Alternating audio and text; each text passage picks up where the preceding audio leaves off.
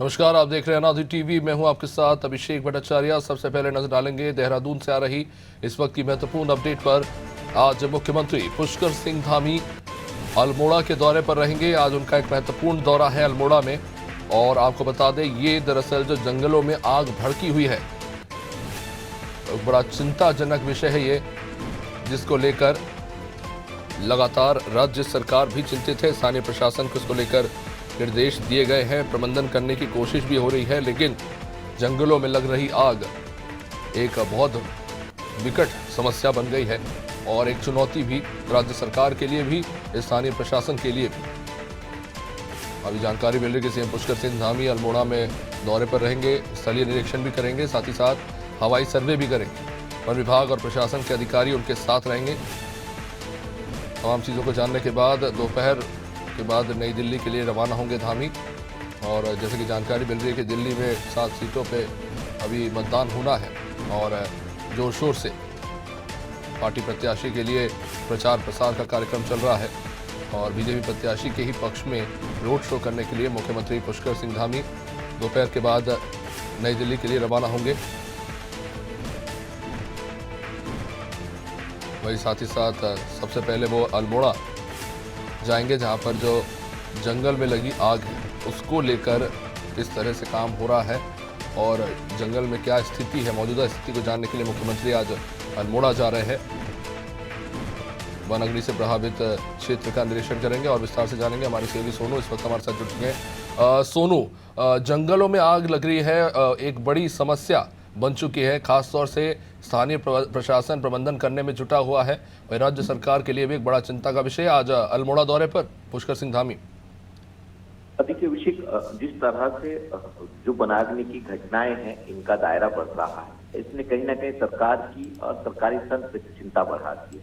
हालांकि जो वन विभाग के अधिकारी हैं वो बार बार इस बात के दावे कर रहे हैं कि लगातार प्रयास किए जा रहे हैं, लेकिन जितने प्रयास किए जा रहे हैं ये सफल साबित होते हुए नजर नहीं आ रहे हैं। और यही वजह है कि कभी उत्तराखंड के कुमाऊं क्षेत्र में वनाग्नि की घटनाएं बढ़ती हुई नजर आती हैं और कभी उत्तराखंड के जो गढ़वाल क्षेत्र है इसमें वनाग्नि की घटनाएं बढ़ती हुई नजर आती हैं। और जैसे जैसे वनाग्नि की घटनाओं का दायरा बढ़ा, निश्चित तौर पर इसने न सिर्फ पर्यावरणविदों की चिंता बढ़ाई है बल्कि पूरे सरकारी तंत्र की भी एक चुनौती बढ़ा दी है। क्योंकि लगातार जिस तरह से मुख्यमंत्री वनाग्नि की घटनाओं को रोकने के लिए गंभीरता से समीक्षा बैठक कर रहे हैं, अधिकारियों को दिशा निर्देश दे रहे हैं और साथ ही साथ अधिकारियों से फीडबैक भी ले रहे हैं। और जिस तरह से वन विभाग के वरिष्ठ अधिकारी एसी कमरों में बैठ करके रणनीति बना रहे हैं, निश्चित तौर पर कहीं ना कहीं ये बड़ा चिंता का विषय है। ऐसे में अब मुख्यमंत्री ने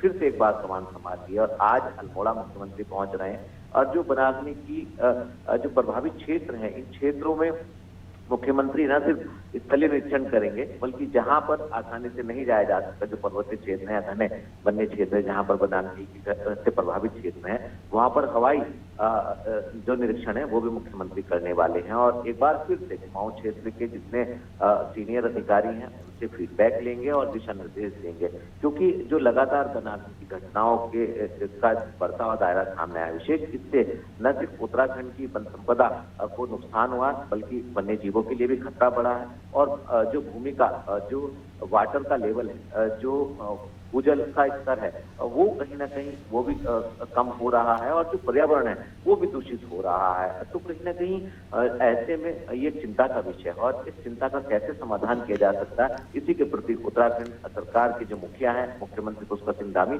वो काफी गंभीर नजर आ रहे हैं। सोनू, ये जो जंगल में आग लगने की घटना है अभी उसको लेकर क्या स्थिति है? क्योंकि कहा तो जा रहा है, जैसा कि आपने कहा, कि आग बुझाने के लगातार प्रयास रहते हैं, लेकिन मौजूदा स्थिति क्या है?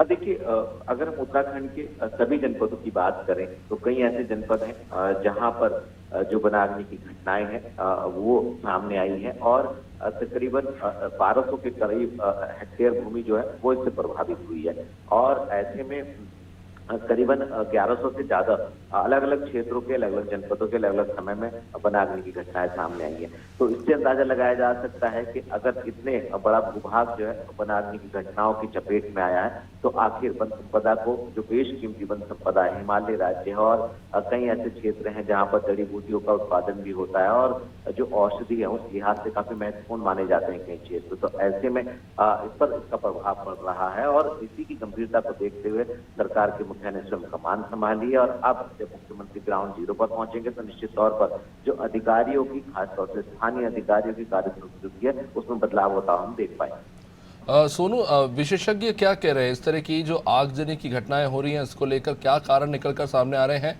और अगर प्रशासन स्तर पर आग बुझाने के जो प्रयास किए जा रहे हैं, तो उनके सामने क्या चुनौतियां आ रही हैं?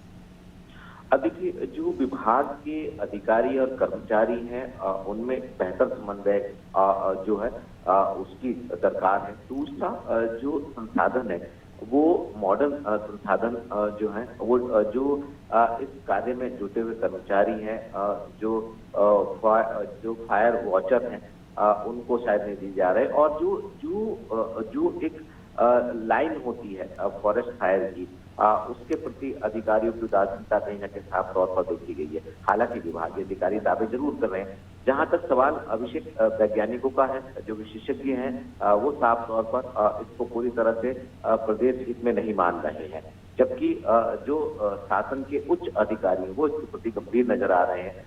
मुख्यमंत्री ने जब पहले समीक्षा की तब अधिकारी को दिशा निर्देश दिए और उसके बाद फिर समय समय पर चुनावी व्यस्तता के बावजूद मुख्यमंत्री ने मुख्य सचिव से और जो विभाग के मुखिया उनसे अपडेट लिए। और अब चूंकि कुछ क्षेत्रों में हल्की वर्षा भी हुई है, तो कहीं ना कहीं जो वनाग्नि की घटनाएं जिन क्षेत्रों में बढ़ रही थी उन पर भी थोड़ा सा विराम लगा है और बार बार विभाग के अधिकारी दावे कर रहे हैं कि हर संभव प्रयास किए जा रहे हैं। अब उम्मीद यही की जा रही है, चूंकि एक बार फिर से मुख्यमंत्री ने कमान संभाल ली है, जो व्यवस्थाएं हैं अब वनाग्नि की वो और बेहतर होंगी आग को कंट्रोल करने की, और जो बेशकीमती वन संपदा को नुकसान हो रहा है कहीं ना कहीं उसको बचाया जा सकेगा। निश्चित रूप से क्योंकि हम मानते हैं कि मुख्यमंत्री अब जब दौरा करने जा रहे हैं तो इससे स्थिति की गंभीरता समझ में आती है, लेकिन क्या जो कर्मचारी है वो इतना गंभीर है? क्योंकि सुप्रीम कोर्ट तक को टिप्पणी करना पड़ा था कि आपने चुनाव प्रबंधन में कर्मचारियों को लगा दिया, जब आपके पास लोग नहीं है तो आप चुनाव प्रबंधन पे क्यों लगा रहे हैं?